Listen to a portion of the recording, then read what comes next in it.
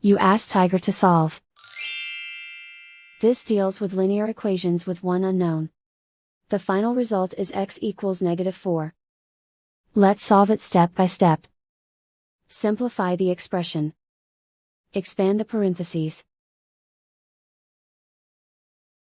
Simplify the arithmetic. Expand the parentheses. Group like terms. Simplify the arithmetic. Group all constants on the right side of the equation. Subtract 2 from both sides. Simplify the arithmetic.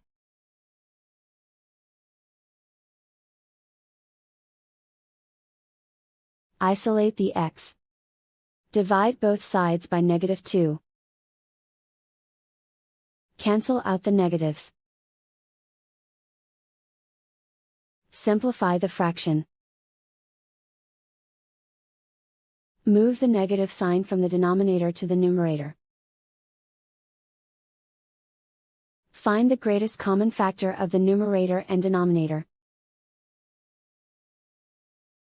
Factor out and cancel the greatest common factor. And so the final result is x equals -4.